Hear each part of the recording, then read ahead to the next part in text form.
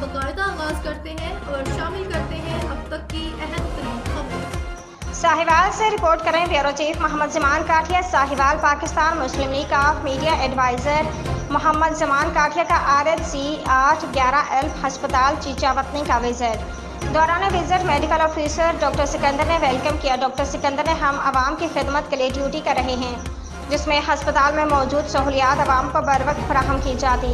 मजीद medical emergency doctor Khalid ने visit करवाया। Medical store और वर्ड का विजिट किया।